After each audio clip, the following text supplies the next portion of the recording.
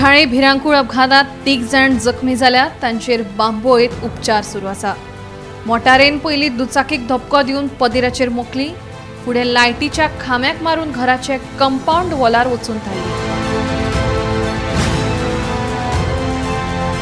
आयज कुट्टाळे हांगा major accident जालो। तितून जी स्कॉडा कार जी कुट्टाळेंतल्यान वास्को वयताली तिणी एक बायकाक धक्को दिवन तसोच एक पोदेर तेच्यान वयतालो सायकल घेवन तेकाय धक्को दिल्लो आसा।